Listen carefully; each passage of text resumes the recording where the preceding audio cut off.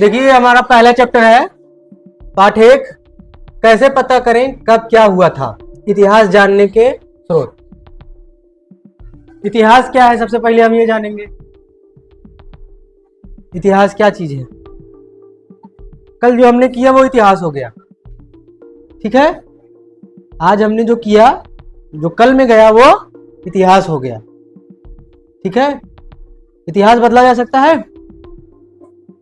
नहीं बदल सकता। अरे मुंह तो खोला कर यार, सही गलत बोला तो करो, ठीक है। तो इतिहास ऐसी चीज है जो हमने बहुत पहले देखी है, लेकिन वो अब जो है एक मेमोरी के रूप में है। जैसे यहाँ पर आज हम लोग जैसे जीवन जी रहे हैं, क्या यह जीवन हमारा ऐसे पहले था? क्या पहले हम लोग जो है मोटर, बाइक, जहाज, ये सब चीजें थी? तो ये ऐसे युग की बात हो रही है जब हम लोग जो है नहीं जानते हैं उसको, लेकिन यहाँ इतिहास की मदद से हम इसको जो है सीख सकते हैं। आई बात समझ में? यहाँ जैसे परिवार की पुरानी बातें हम दादा दादी, नाना नानी की बातों से जानते हैं। जैसे हमारे परिवार में पहले क्या हुआ था, इस चीज की जानकारी हमको कैसे मिलती है? जो दादा दादी, नाना नानी हमको बताते हैं।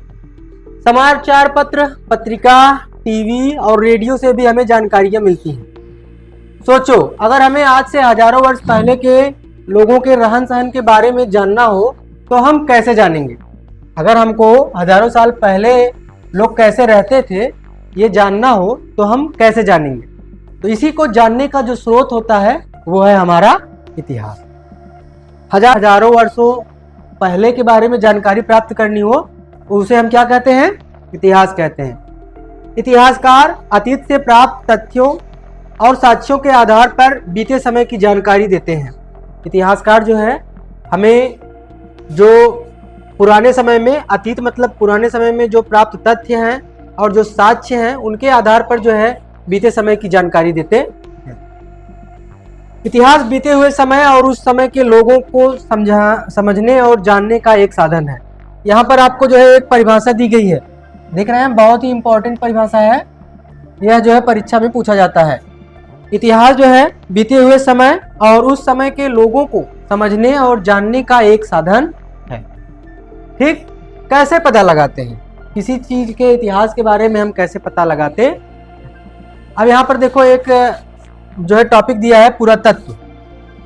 तो प्राचीन काल में मानव द्वारा प्रयोग में लाई वस्तुओं, निर्मित मंदिरों, इमारतों आदि के अवशेषों का अध्ययन पुरातत्व कहलाता है। पुरातत्व क्या कहलाता है? जो पुराने समय में हम लोगों ने वस्तुओं को प्रयोग में लाया था, जो हमारे मंदिर थे और जो इमारतें थी, उसके जो अवशेष आज भी वो जमीन के अंदर जब कहीं खुदाई होती है तो वो मिलते हैं। तो इसका अध्ययन करने वाले को जो है पुरातत्ववेत्ता, और जो ये अवशेष का अध्ययन है वो पुरातत्व कहलाता है। जो अवशेष है वो पुरातत्व कहलाता है और जो इसको अध्ययन करते हैं उसको क्या कहते हैं? पुरातत्ववेत्ता। आई बात समझ में? यहाँ तक बातें समझ में आ गई? अब आगे चलें। अब देखिए कैसे पता लगाते हैं, ठीक है। यहाँ पर टॉपिक है हमारा कैसे पता लगाते हैं। अतीत में एक ऐसा भी युग था जब लोग लिखना नहीं जानते थे। लोग क्या नहीं जानते थे? लिखना। आज हम लोग लिखना जानते हैं ना। कोई जानकारी कहीं लिख के रख दिए तो होता क्या है कि वो कोई पढ़ेगा तो वो उसको जान लेता। जब भाषा का विकास नहीं हुआ था तो उस समय लोग जो है क्या करते होंगे, आइए उसके बारे में जानते हैं। तो अतीत में ऐसा युग था जब लोग लिखना नहीं जानते थे। उन लोगों के जीवन के विषय में हमें जानकारी उनके द्वारा छोड़ी गई वस्तुओं में कौन कौन सी वस्तुएं हैं? जैसे मिट्टी के बर्तन हैं, खिलौने हैं, हथियारों तथा औजारों के द्वारा मिलती है। उन्होंने जो चीजें यूज की थी वो जब कहीं हम लोगों को मिली तो हम लोगों ने उसके हिसाब से अनुमान लगाया कि ये सब चीजें किस चीज में उपयोग होती रही होंगी। प्रायः इन वस्तुओं को पुरातत्ववेत्ता जमीन के अंदर से खोद कर प्राप्त करते हैं। जो ये सब वस्तुएं हैं वो जमीन के अंदर से पुरातत्ववेत्ता अवशेष के रूप में प्राप्त करते हैं। ये वस्तुएं जो है ऐतिहासिक जानकारी के लिए अत्यंत महत्वपूर्ण होती हैं। ये जो हमको जमीन के अंदर से वस्तुएं मिलती हैं जैसे मिट्टी के बर्तन, खिलौने, हथियार, औजार, ये सब जो है बहुत ही महत्वपूर्ण होती हैं। उपलब्ध सामग्री के आधार पर इतिहासकारों ने अतीत को 3 भागों में बांटा है, 3 काल में बांटा है, 3 समय में बांटा है। चाहे भाग कह लीजिए, चाहे काल कह लीजिए, चाहे समय कह लीजिए। तो इसको हम कैसे डिवाइड करेंगे? देखिए, वह समय जिसके लिए कोई लिखित सामग्री उपलब्ध नहीं है वह पूर्व या फिर प्राक ऐतिहासिक काल कहलाता है, जिसके बारे में हमें कोई लिखित सामग्री नहीं मिली है। उस समय में हमको क्या मिलेगा? यही मिट्टी के बर्तन, खिलौने, हथियार, औजार, यही सब मिलेंगे। तो ये जो है हमारा पूर्व या प्राक ऐतिहासिक काल में आता है। आगे है वह समय जिससे संबंधित लिखित साक्ष्य प्राप्त हो, जिसमें जो है लिखित कोई भाषा का विकास हुआ हो किंतु उसे पढ़ा नहीं जा सका है, उसे आद्य ऐतिहासिक काल कहते हैं। मतलब उस समय भाषा तो थी, वो लोग लिखते तो थे, लेकिन हम लोग उतने सक्षम नहीं हैं कि हम उसको पढ़ सके, तो उसको क्या कहते हैं? आद्य ऐतिहासिक काल। जो सिंधु घाटी की सभ्यता है वो इसी में आती है। उन्होंने लिखना पढ़ना तो सीखा था, लेकिन अभी तक हम उसको नहीं पढ़ पाए हैं। इसी प्रकार जिस काल जिस समय के विषय में लिखित सामग्री से जानकारी मिलती है उसे पढ़ा भी जा सकता है। उस काल को, उस समय को हम ऐतिहासिक काल कहते हैं। अब अगला हमको कह रहा है तीसरा पॉइंट, ऐसा समय जिसके बारे में हम लिखित जानकारी प्राप्त होती है, लिखित सामग्री मिलती है और उसे हम लोग जो है पढ़ भी सकते हैं। तो वो क्या हो गया हमारा? ऐतिहासिक काल। ठीक, अब इसके आगे हम लोग चले। यहां तक बात समझ में आ गई? चलिए इसके आगे हम लोग देखते हैं। अब यहां पर कुछ चीजें दी गई हैं, टॉपिक आप देख रहे हैं, आप लोग ध्यान दीजिए। यहां पर दिया है ताड़पत्र, ठीक, भोजपत्र, ताम्रपत्र, स्तंभ लेख और शिलालेख दिया गया है कि नहीं? यह ऐतिहासिक स्रोत के प्रमुख साधन है। इससे हमको ऐतिहासिक स्रोत के बारे में जानकारी मिलती है। ये ऐसे स्रोत हैं जिनपे हमें कुछ न कुछ इतिहास के तथ्य मिले हैं। ठीक है, तो यहां पर देखिए, सबसे पहले देख लेते हैं ताड़पत्र। जो ताड़ होता है, एक ताड़ का वृक्ष होता है, उसके ताड़ के पेड़ के चौड़े पत्तों पे लिख करके जो चीजें रखी थी, जो सुरक्षित थी, उनको जो है ताड़पत्र कहा जाता है। यह ऐतिहासिक के प्रमुख स्रोत में है। ठीक है, उसके बाद भोजपत्र, एक भुर्ज नाम का जो है पेड़ है, उसकी छाल पे जो है लिखावट सुरक्षित रखी जाती थी, उसको जो है भोजपत्र कहते हैं। तो भोजपत्र जो है एक भुर्ज नाम का एक पेड़ है, और ताड़पत्र जो है ताड़ का पेड़। ठीक है, उसकी पत्तियां, क्योंकि ये पत्तियां थोड़ी मोटी होती थी और इस पर कोई चीज लिख कर रख देंगे तो बहुत समय तक जो है ये सुरक्षित रहती थी। ये हम लोग आज के समय में भी उपलब्ध है। आपको अगर देखना हो तो ऐतिहासिक संग्रहालय में ये मिल जाएगा देखने के लिए। ताम्रपत्र, अब इसके बाद जो नेक्स्ट जनरेशन आई, अभी यहाँ पर लोग पत्ते पे लिखते थे, अब यहाँ पर नेक्स्ट जनरेशन तांबे के पतले एवं चपटे टुकड़े, तांबा को लेकर के पीट पीट कर पतला बना लिया जाता था, उसके बाद उस पर खुरुच के लिखा जाता था, तो वो जो है होता है ताम्रपत्र। उसके बाद स्तंभ लेख, बड़े बड़े पत्थर और पत्थरों पर जो है लिखावट, पत्थर को जो है हिमालय जानते हैं, पहाड़ जानते हैं, पहाड़ से पत्थरों को काटा जाता था और उसके बाद उसकी जो है सतह पर जो है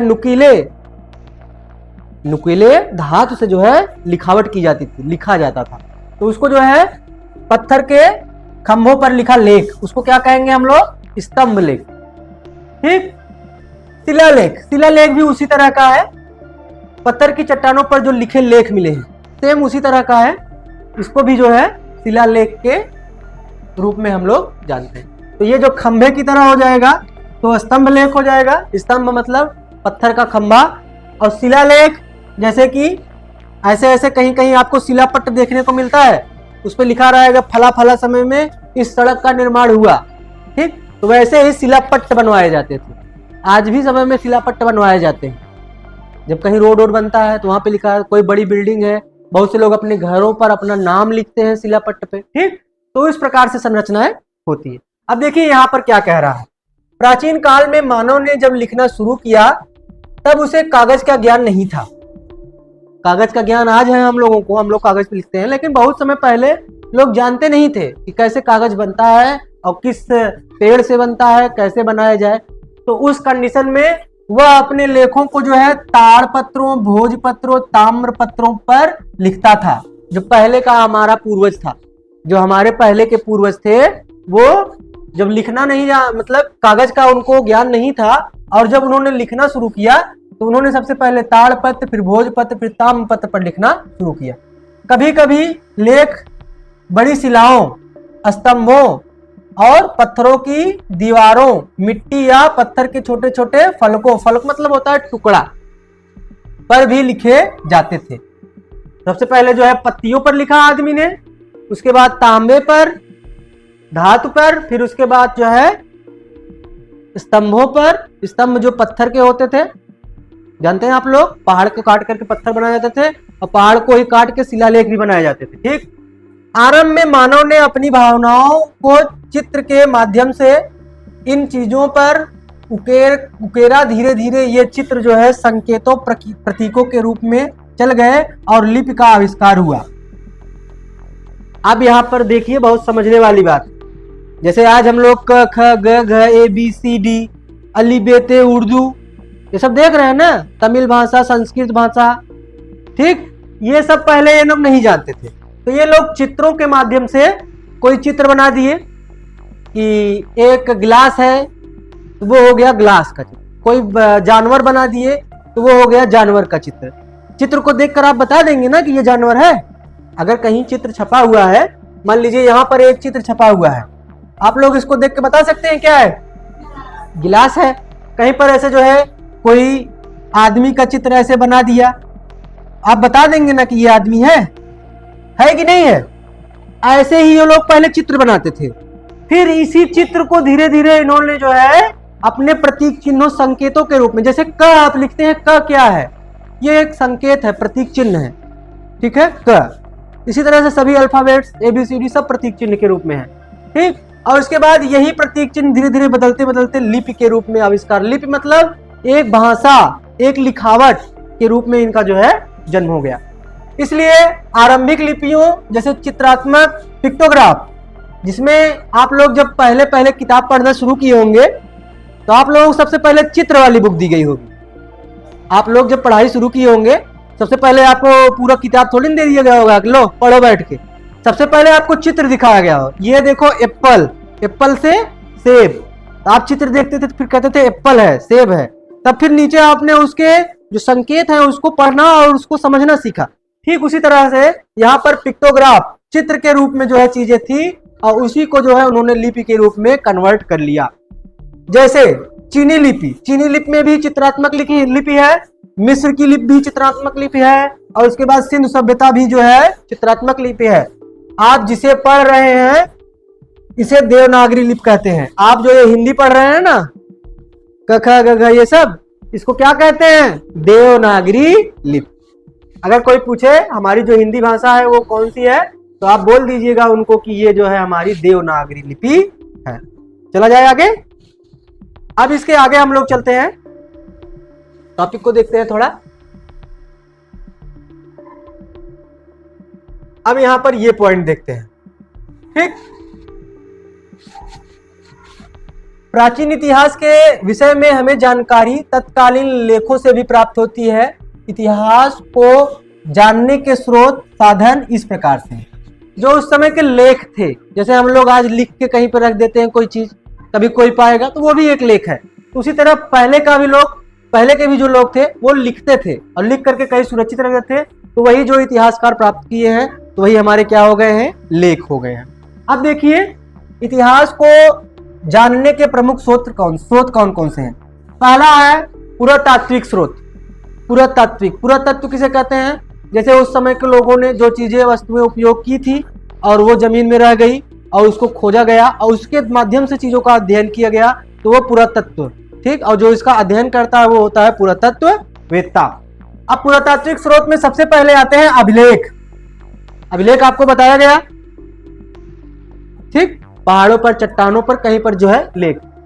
जैसे यह अशोक के रुमनदेही अभिलेख का अंश है। ये नीचे जो आप देख रहे हैं रुमनदेही अभिलेख, अशोक, सम्राट अशोक के बारे में आप लोगों को इस चैप्टर में पढ़ने को मिलेगा, आगे आपको मिलेगा। तो ये उनके द्वारा लिखा गया एक लेख है। क्या आप इसको पढ़ पा रहे हैं? नहीं पढ़ पा रहे होंगे, क्योंकि हमने ये जो है भाषा पढ़ी नहीं है। ठीक, अब देखिए, ये जो है लुम्बिनी नेपाल से प्राप्त हुआ था। ये जो अभिलेख पे लिखा आप देख रहे हैं, ये हमको मिला था लुम्बिनी नेपाल में। ठीक है,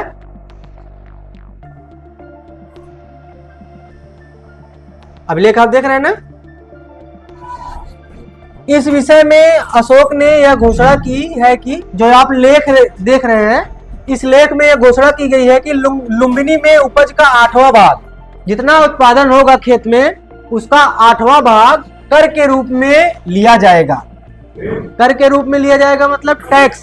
पर जो लुम्बिनी में जो है अभिलेख मिला है अशोक का, तो ये रुम्मनदेही अभिलेख का अंश है। यहाँ पर आप देख रहे हैं, इसमें कहा गया है कि लुम्बिनी में उपज का 1/, मतलब 8वां हिस्सा, जितना उत्पादन होगा उसका 8 बराबर भाग किया जाएगा। जो 8वां हिस्सा होगा वो कर के रूप में लिया जाएगा। अशोक के अभिलेख पत्थर पर उत्कीर्ण होने के कारण महत्वपूर्ण ऐतिहासिक स्रोत है। उस समय जो अशोक थे, उन्होंने जो अपने अभिलेख किसी ऐसी जगह नहीं लिखा कि जो मिट जाए, खत्म हो जाए। तो जो पत्थर पे ये अभिलेख थे, ये बहुत ही इंपॉर्टेंट ऐतिहासिक स्रोत के रूप में है। और यहाँ पर आप देख सकते हैं किस तरीके से यह लेख लिखा गया है। आप लोगों को समझ में आ रहा होगा चीजें। ठीक है, ये आप पढ़ नहीं पा रहे हैं ना। देखिए, अब इसके बारे में देखते हैं हम लोग, ये चीजें कैसे हैं। एक कुछ अक्षरों को जो है हम लोग पहचानते हैं, ब्राह्मी लिपि में और देवनागरी लिपि में। देखिए, ये आपको जो है क्या दिख रहा है, आपको किसी अक्षर की तरह दिख रहा है। जैसे आप कभी द देखे हैं, द हम लोग ऐसे बनाते हैं, ऐसा नहीं लग रहा है किसका उल्टा है, नहीं लग रहा है। ठीक है, ऐसे ही ऐसे प्र बनाते हैं हम लोग, प्र। देखो ऐसे नहीं लग रहा है हल्का सा। और ये देखिए हम लोग त्र बनाते हैं, त्र। ये देखो हल्का सा ऐसे उल्टा टाइप का नहीं लग रहा। तो ऐसे ही बहुत से चिन्ह हैं जिनको आप समानता के रूप में देख सकते हैं, लेकिन ये वास्तव में ये है नहीं, ये अलग चीजें हैं। देखिए, तो इतिहास जानने के जो स्रोत है यहाँ पर 2 हैं, एक है पुरातात्विक और एक है साहित्यिक। आप देख रहे हैं यहाँ पर एरो बना के बताया गया है, एक है पुरातात्विक स्रोत और दूसरा है साहित्यिक स्रोत। अब पुरातात्विक स्रोत में क्या आते हैं, अभिलेख, सिक्के एवं मोहरे। पुरातात्विक स्रोत में क्या क्या आते हैं, अभिलेख, सिक्के एवं मोहरे। और साहित्यिक स्रोत में क्या आता है, धार्मिक, धर्म से अलग, धर्मेतर या फिर विदेशी यात्रियों के विवरण। जिन्होंने अपनी पुस्तकों में जो चीजें लिखी हुई हैं उसके बारे में यहाँ पर साहित्यिक स्रोत के अंदर आता है। अब यहाँ पर नेक्स्ट टॉपिक पे हम लोग चलते हैं। ठीक है, नेक्स्ट टॉपिक देखिए हमारा क्या कर रहा है, सिक्के एवं मुहरे। सिक्का आप जानते हैं, आप लोग कितने कितने रुपए का सिक्का देखे हैं अभी तक?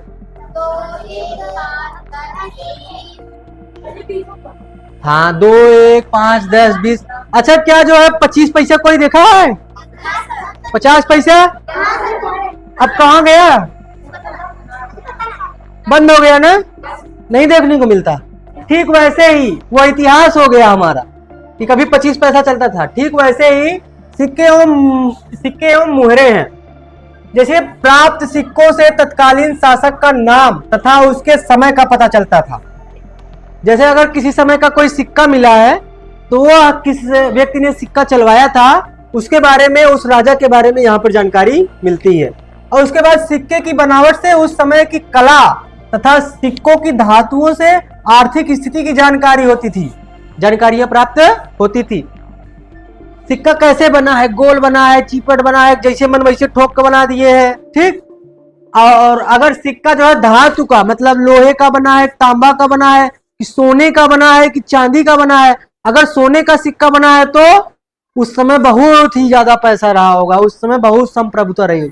आज सिक्का किसका बना है, आज जो सिक्का बना है वो किसका है, लोहे का है, लोहे का है ना, चुंबक से चिपकाओगे चिपक जाता है।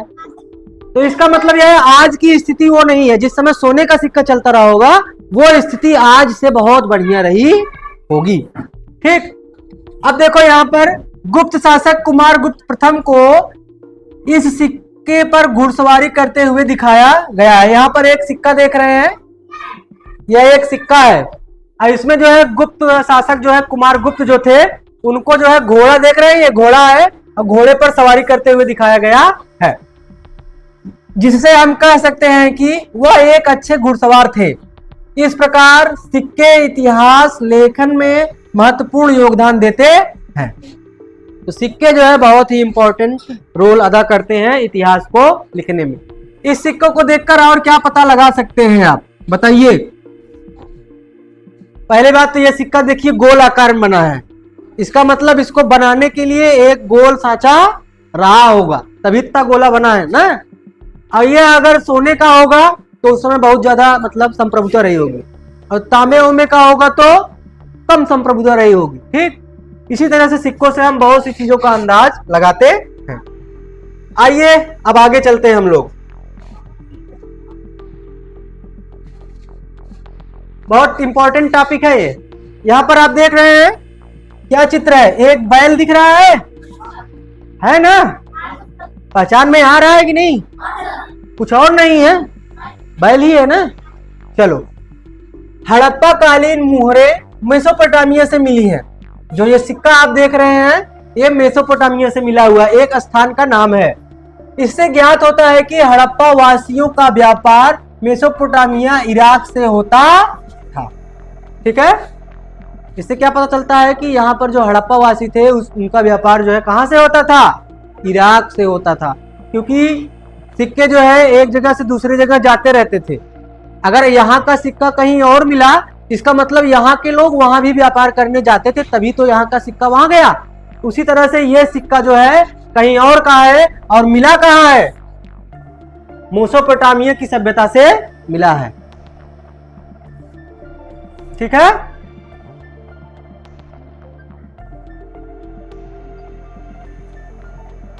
तो यहां पर मेसोपोटामिया कहाँ है? इराक में है। ठीक, और सिंधु सभ्यता कहाँ है? सिंधु सभ्यता कहाँ है? सिंधु सभ्यता हमारे भारत में है। ठीक है, भारत और पाकिस्तान का ये जो बॉर्डर देख रहे हैं, भारत और पाकिस्तान का ये जो बॉर्डर देख रहे हैं, ये जो है सिंधु सभ्यता के विकास सिंधु नदी के किनारे ही सब हुआ था। आई बात समझ में? बात समझ में आई कि नहीं? तो अगर सिंधु सभ्यता का सिक्का जो है मेसोपोटामिया में मिला तो इसका मतलब वहां पे व्यापार होता था, और अगर वहां का सिक्का यहां मिला तो वहां से यहां भी व्यापार होता था। तो इसका मतलब ये सिक्के दोनों जगह मिलेंगे। आई बात समझ में? अब अगला है धौलावीरा। एक और next point, important point, Sindhu सभ्यता का एक बहुत ही मतलब इंपॉर्टेंट प्लेस है। ठीक है, हड़प्पा सभ्यता का यह पुरास्थल गुजरात में स्थित है। कहाँ स्थित है? गुजरात में। यहाँ पे आप देख रहे हैं धौलावीरा लिखा है ना, ये जो है सिंधु घाटी सभ्यता का मैप है।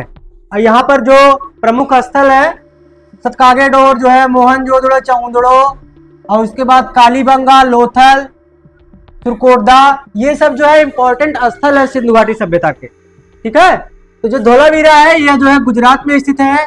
यहाँ से हड़प्पा कालीन नगर निर्माण योजना, जल निकास प्रबंधन आदि के साक्ष्य प्राप्त होते हैं। धौलावीरा से क्या मिलता है हमको जानकारी? नगर निर्माण, किस तरह से नगर का निर्माण किया गया होगा, और जल निकासी, कैसे लोग यहाँ से पानी का निकास करते थे। आज भी बहुत से गांवों में पानी की निकासी की व्यवस्था नहीं है, कहीं कहीं जल जमाव हो जाता है। लेकिन उस समय सिंधु घाटी सभ्यता में जो है ये सब चीजें देखने को मिलती थी। पानी कैसे निकलेगा, पानी के लिए नाली बनी होती थी प्रॉपर। ठीक है, अब अगला टॉपिक हमारा है सारनाथ स्तूप। आप लोग जानते हैं कि ये हमारे उत्तर प्रदेश में है, हमारे जौनपुर के पास में वाराणसी, वाराणसी में जो है सारनाथ। सारनाथ उत्तर प्रदेश में स्थित इस स्तूप, धम्मेक स्तूप का निर्माण मौर्य वंश के शासक अशोक ने कराया था। जो है इस स्तूप का निर्माण किसने कराया था? अशोक ने कराया था। महात्मा बुद्ध ने सर्वप्रथम सारनाथ में अपना उपदेश दिया था। जो भगवान बुद्ध के बारे में आप लोगों ने सुना होगा, तो वो जो है सबसे पहले अपना सर्वप्रथम उपदेश कहाँ दिए थे? सारनाथ में दिए थे। तो ये हमारे ऐतिहासिक स्रोत रहे। अब अगले टॉपिक में हम लोग पढ़ेंगे साहित्यिक स्रोत के बारे में। साहित्यिक स्रोत में देखिए, ताड़पत्रों, भोजपत्रों, ताम्रपत्रों, चमड़े एवं लकड़ी के पट्टों पर लिखित लेखों के साथ साथ कुछ कुछ साहित्यिक ग्रंथों से भी हमें लोगों के रहन सहन, खान पान, विचार, ठीक है, आदि के बारे में जानकारी मिलती है। मिलती है कि नहीं?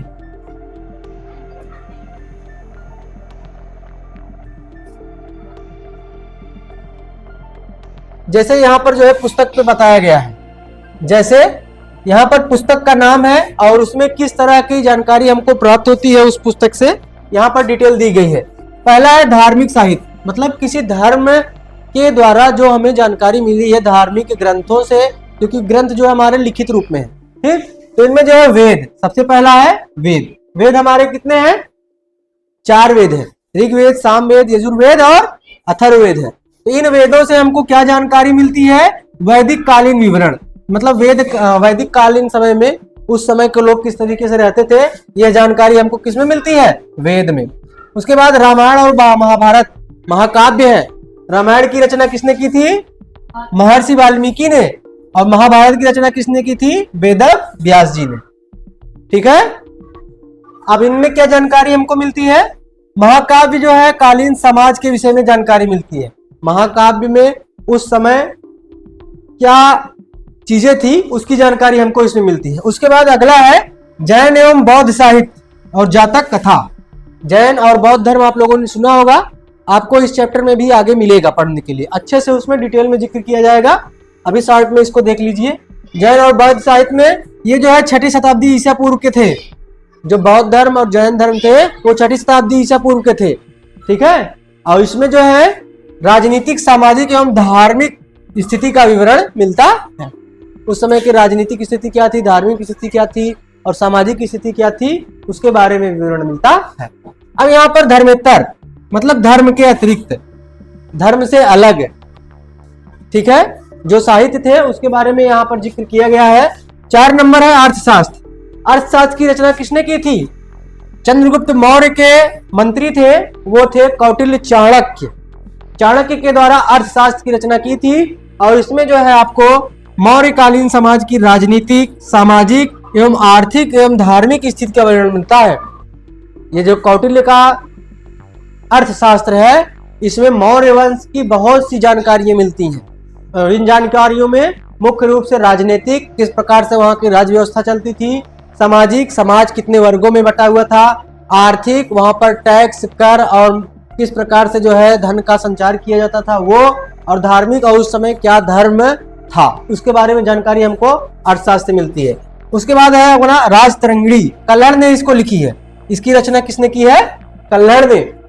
कश्मीर के इतिहास का इसमें विवरण मिलता है। 11 से 12वीं शताब्दी के इतिहास का वर्णन कश्मीर का जो है वह इसमें मिलता है राजतरंगिणी में। राजतरंगिणी किसकी रचना है? कल्हड़ की, ठीक है। तो आप लोगों को चीजें समझ में आ रही हैं? अब आगे हम लोग देखते हैं विदेशी यात्रियों के वृत्तांत। जैसा कि भारत बहुत ही संप्रभुता वाला देश रहा है, तो यहाँ पर समय समय पर अन्य देशों से लोग व्यापार या अन्य सांस्कृतिक चीजों के लिए आते रहे हैं। तो इसमें से एक है इंडिका पुस्तक। क्या है पुस्तक? इंडिका। इसको लिखा था किसने? मेगास्थनीज ने। यूनान का राजदूत था, यूनान देश का राजदूत भारत आया था और उसने इंडिका पुस्तक लिखी। और इस पुस्तक में क्या विवरण मिलता है? चंद्रगुप्त मौर्य कालीन समाज की झलक, मतलब चंद्रगुप्त मौर्य के समय में समाज की स्थिति क्या थी उसके बारे में यहाँ पर जानकारी मिलती है। उसके बाद 7 नंबर पे आपका है यात्रा वृत्तांत फो क्यू की। ये जो है चीनी यात्री था, जो है फायान। कौन था? फायान चीनी यात्री था। उसने जो अपना यात्रा विवरण लिखा है उसका नाम है फो क्यू की। आई बात समझ में? और यह किसके समय में आया था? गुप्त के काल में, गुप्त वंश के काल में यह आया था। उसके बाद यात्रा विवरण है सी यू की। यह भी चीनी यात्री था। इसको जो है वेनसांग के नाम से भी जाना जाता है। इसको जो है और एक नाम है स्वेन त्यांग। स्वेन त्यांग या फिर वेनसांग, दोनों नाम से इसको पढ़ा जाता है। यह किसके समय में आया था? हर्षवर्धन के काल में आया था। किसके समय में आया था? हर्षवर्धन के काल में। सबसे पहले ये आए थे मेगास्थनीज, उसके बाद फायान आया था, उसके बाद फिर वेनसांग आया था। ये लोग जो है विदेश से भारत आए थे और भारत की स्थिति और दशा का विवरण जो है इन लोगों ने किया है। समझ में आई बात? अब इसके बाद आगे चलते हैं हम लोग। आगे आप देखेंगे इस चैप्टर में, अब इसके बारे में आगे आपका चैप्टर स्टार्ट होता है। ठीक है, चलिए इसके बारे में अच्छे से हम लोग यहां पर देख लेते हैं। इस प्रकार पुरातत्वविद एवं साहित्यिक दोनों स्रोतों से हमें इतिहास की जानकारी प्राप्त होती है। हमें जो है पुरातात्विक एवं साहित्य के दोनों के माध्यम से हमें जानकारी मिलती है। विदेशी यात्रियों के विवरण से भी हमें तत्कालीन इतिहास की जानकारी मिलती है। आपने देखा किस प्रकार से 3 यात्रियों का विवरण और उससे जो है हमारे इतिहास के बारे में जानकारी प्राप्त होती है। प्राप्त स्रोतों की सहायता से ही इतिहास और पुरातत्वविद अतीत का पुनर्निर्माण करते हैं। जो हमको ऐतिहासिक साक्ष्य और जो हमारे पुरातात्विक साक्ष्य, इन दोनों को मिला करके जो हम निर्माण करते हैं एक अतीत का, कि उस समय ये लोग इस प्रक्रिया से ऐसे कार्य किया करते रहे होंगे, इस बर्तन का उपयोग ऐसे करते रहे होंगे। और इतिहास की बहुत सी पुस्तकों में खेती बाड़ी, साथ साथ बिजनेस, व्यापार और समुद्री व्यापार, नदी के माध्यम से व्यापार, सभी चीजें आपको यहाँ पर इतिहास में देखने को मिलती हैं। इतिहासकार इन्हीं स्रोतों से जो है अतीत की कृषि, पशुपालन, कामकाज, शिल्प और काम धंधे, व्यापार, नापतोल, लेन देन, कर आदि के आधार पर आर्थिक स्थिति का वर्णन करते हैं। इतिहासकार जो है उस समय वहां बैठे नहीं थे देखने के लिए कुछ।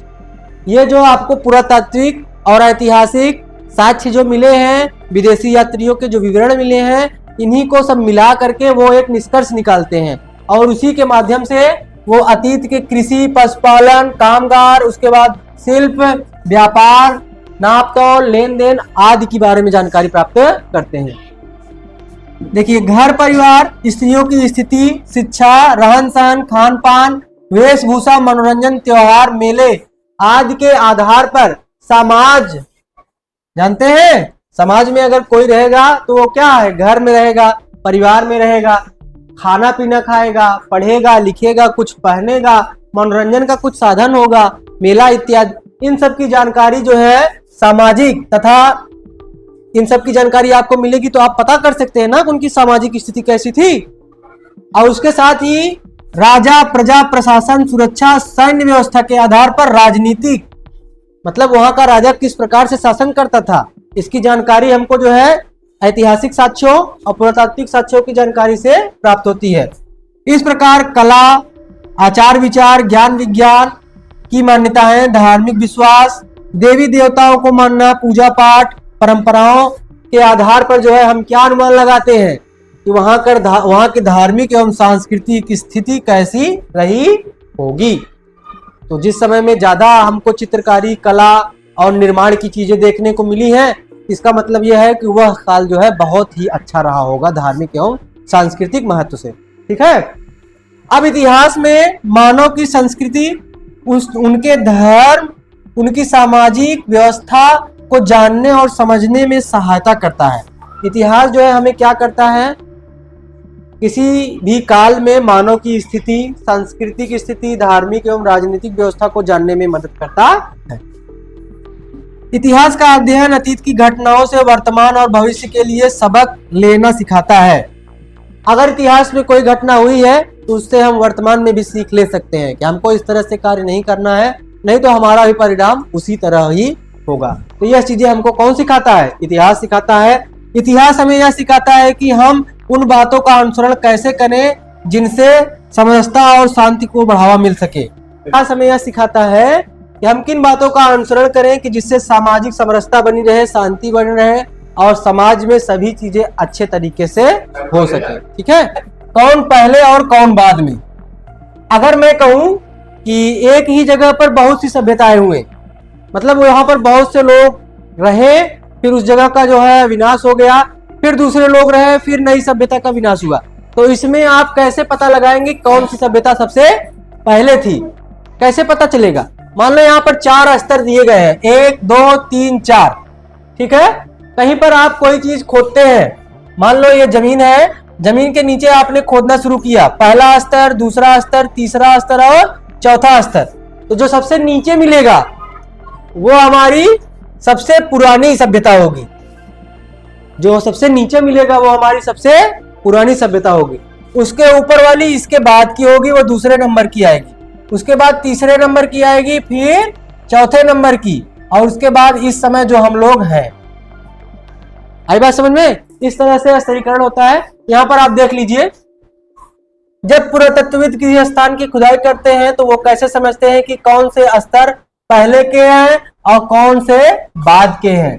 इस चित्र को देखिए, किसी भी पुरा स्थल में कई बस्तियों के अवशेष मिल सकते हैं, मतलब कहीं भी कोई जगह जहां पर ऐतिहासिक साक्ष्य मिले हैं वहां पर बहुत से बस्तियां मिल सकती हैं, क्योंकि जो बस्तियों का निर्माण किया गया वो सामान्यतः नदियों के किनारे किया गया।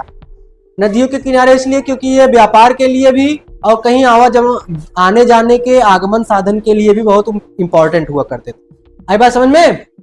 आमतौर पर लोग जहां रहते हैं, घर टूटने के बाद दोबारा वही घर बना लेते हैं। टूटे फूटे सामान और कूड़ा करकट भी घरों के आसपास जमा होते रहते हैं। इन कारणों से बस्ती की जमीन धीरे धीरे ऊंची होती रहती है और सैकड़ों साल के बाद वहां एक टीला बन जाता है। आई बात समझ में? जैसे आज कोई रह रहा है, फिर उसके 100 साल बाद, 200 साल बाद फिर उस बिल्डिंग को तोड़ा गया। जैसे पहले कच्चा मकान रहा होगा, उसको तोड़ दिया गया, कच्चा मकान रहा होगा उसको तोड़ दिया गया, फिर उसके जगह पर फिर पक्का मकान बनाया गया है। यह पक्का मकान भी बहुत साल तक थोड़ी रहेगा, 100 साल 200 साल रहेगा, फिर उसको तोड़ दिया जाएगा, फिर उसके ऊपर फिर दूसरा मकान। उसी प्रकार से जो है जहां लोग रहते हैं तो वो स्थान नहीं बदलते हैं, उसी स्थान को फिर से उपयोग में लाते हैं अपने रहन सहन के लिए। इसलिए जब हम टीले की खुदाई करते हैं तो उसका सबसे निचला स्तर सबसे पुराना होता है। मैंने आपको बताया ना, सबसे निचला स्तर होगा वो सबसे पुराना। अगर यहाँ पर चौथा नंबर स्तर है तो सबसे पुराना स्तर इसमें कौन सा है? 4। जो सबसे पहले रहा होगा वो चौथे नंबर पे रहा होगा, सबसे नीचे। ठीक। और इसके बाद के स्तर बाद के युगों के होते हैं, और जैसे जैसे आप ऊपर की ओर जाते जाएंगे वैसे वैसे जो है उसके बाद जो लोग आए हैं वो अपना रहते हैं। यहां तक बात समझ में आई? अब देखिए कुछ यहाँ पर जो है इंपॉर्टेंट फैक्ट्स दिए गए हैं। इतिहास में तिथि का निर्धारण कैसे होता है? तिथि मतलब समय काल का निर्धारण कैसे होता है? देखिए इतिहास में कुछ तिथियां ईसा पूर्व में होती है। कहीं कहीं आप लोग किताब में पढ़ते होंगे तो लिखा रहता है ईसा पूर्व, और कहीं कहीं लिखा रहता है ई लिख के सुनना, ईस्वी लिखा रहता है ना। तो इसी के बारे में यहाँ बताया गया है, और कुछ ईस्वी में लिखा होता है। तो जो ईसा पूर्व का अर्थ होता है, इसका तात्पर्य है ईसा मसीह ईसाई धर्म के प्रवर्तक के जन्म से पहले का समय। ईसा पूर्व का मतलब होता है जो ईसाई धर्म का जो जन्म हुआ था, जब ईसाई धर्म शुरू हुआ था तो उसके धर्म से पहले का समय। ठीक। और इसको जो है इसे अंग्रेजी में BC अर्थात बिफोर क्राइस्ट लिखते हैं। इसी प्रकार ईस्वी को अंग्रेजी में AD लिखते हैं। ईस्वी को अंग्रेजी में क्या लिखते हैं? AD। ईस्वी का मतलब ईसा मसीह के जन्म के बाद, एन्नो डोमिनी उसको बोलते हैं। ठीक है, यहाँ पे दिया भी होगा। तो AD लैटिन भाषा के 2 शब्दों एन्नो डोमिनी से बना हुआ है। AD का मतलब होता है ईसा मसीह के जन्म के वर्ष, अर्थात ईसा मसीह के जन्म के वर्ष की तिथि में हम ईस्वी या AD का प्रयोग करते हैं। ईसा मसीह के जन्म के बाद से AD स्टार्ट हो जाता है, और उनके पहले से ईसा पूर्व है। एक मानक समय है, ऐसा नहीं है कि यही सब लोग मानते हैं। ये ऐसा नहीं है कि यही सब लोग मानते हैं। अपने यहाँ विक्रमी संवत चलता है, गुप्त संवत। ये जो है तिथियों का निर्धारण करने के लिए एक मानक समय है कि उस समय के आगे और उस समय के बाद का समय। जैसे आज मैं किसी समय को 0 मान लूं तो इसके पहले वाले समय को क्या कहूंगा कि 2 साल पहले, 10 साल पहले, और इसके आने वाले समय को क्या कहूंगा 2 साल बाद, 10 साल बाद। ठीक उसी तरह से यह एक मानक है। ईसा मसीह के जन्म को एक 0 पॉइंट मान लिया गया है।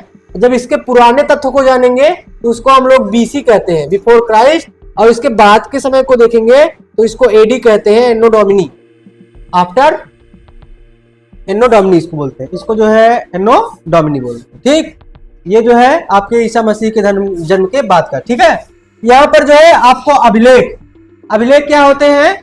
अभिलेख पत्थर अथवा धातु जैसी कठोर सतह पर उत्कीर्ण किए गए लेख होते हैं। आपको बताया गया था इसके बारे में। ठीक है, और उसके बाद है स्तूप। बहुत ही इंपॉर्टेंट चीज है। स्तूप का संबंध किस धर्म से है? बौद्ध धर्म से है। यह क्या है? स्तूप का शाब्दिक अर्थ होता है टीला।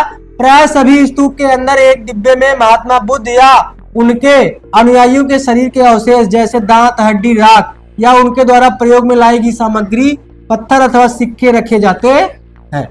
जो स्तूप का निर्माण होता है, जो उसके अंदर जो है बौद्ध धर्म के अनुयायी या भगवान बुद्ध का अवशेष रखा जाता है। ठीक, जैसे सारनाथ का स्तूप हो गया, सांची का स्तूप हो गया, भरहुत का स्तूप हो गया, ये सब बौद्ध धर्म के स्तूप हैं। इनमें अवशेषों को, भगवान बुद्ध के अवशेषों को रखा गया। अब देखिए पुरा स्थल क्या होता है। वह स्थान जहां की खुदाई से औजार, बर्तन और इमारतों के अवशेष मिले हैं। प्रायः पुरा स्थल जल स्रोत जैसे नदी, तालाब, झील व समुद्र के किनारे पाए जाते हैं। आपको बताया हमने ना, आदमी कहाँ रहता है, ज्यादा ज्यादा नदी के किनारे, तालाब के किनारे रहेगा। क्यों? क्योंकि उसको आवश्यकता किस चीज की सबसे ज्यादा होती है? पानी की। ठीक है, बिना पानी के वो नहीं रह सकता। हवा तो हर जगह मिल जाएगी, ठीक, लेकिन पानी हर जगह नहीं मिलेगा। तो इसलिए मनुष्य का जो भी विकास हुआ है, जितनी भी सभ्यताओं का विकास हुआ है, वो नदियों के किनारे हुआ है। आई बात समझ में? और भी जानिए, यहाँ पर आपको जानने के लिए लिखा गया है। ठीक है, महाभारत विश्व का सबसे बड़ा महाकाव्य है। लंदन स्थित ब्रिटिश यूनिवर्सिटी म्यूजियम विश्व का सबसे बड़ा संग्रहालय है, जहां पर ये पुरातात्विक किताबें और वस्तुएं रखी हुई हैं, उसको क्या कहते हैं? म्यूजियम। और लंदन स्थित ब्रिटेन म्यूजियम विश्व का सबसे बड़ा संग्रहालय है। ठीक है, अलेक्जेंडर कनिंघम को भारतीय पुरातत्व विभाग का जन्मदाता कहा जाता है। इनका नाम जरूर याद रखिएगा, अलेक्जेंडर कनिंघम। इन्होंने जो है इतिहास को जानने का तरीका ही बदल दिया। इन्होंने इतिहास की खोज की जो है एक शैली ही बदल दी। उन्होंने जमीन के अंदर से जो अवशेष मिले उसका अध्ययन किया और उस समय के लोगों के बारे में जानकारी बता दी। इसलिए इनको जो है भारतीय पुरातत्व विभाग का जन्मदाता या फिर पिता कहा जाता है। अब यहाँ पर आपकी शब्दावली है। संग्रहालय, ऐतिहासिक वस्तुओं को सुरक्षित रखने का स्थान। यहाँ पे आया है ना संग्रहालय, इसको बताया गया है यहाँ पर। धर्मेतर साहित्य, धार्मिक साहित्य से भिन्न साहित्य, जैसे यात्रा वृत्तांत। यात्रा वृत्तांत जानते हैं ना, कहीं पे यात्रा करने जाइए, आप अपनी किताब में लिखिए, बाद में जो पढ़ेगा तो बताएगा अरे इस समय तो यहाँ पर ऐसी चीजें हुआ करती थी। अब यहाँ पर उत्तर है आपको जो देना है। ठीक है, प्राचीन काल के मानव किस किस प्रकार अपने अभिलेख लिखते थे और क्यों? किस किस प्रकार अभिलेख लिखते थे? ताड़पत्र, भूर्जपत्र, ताम्रपत्र, शिलालेख, अभिलेख लिखते थे ना। पहाड़ों पर, चट्टानों पर लिखते थे। पाठ में अपने जो है सम्राट अशोक के किस अभिलेख के बारे में जाना? रुमेनदेही का अभिलेख नेपाल से जो मिला था।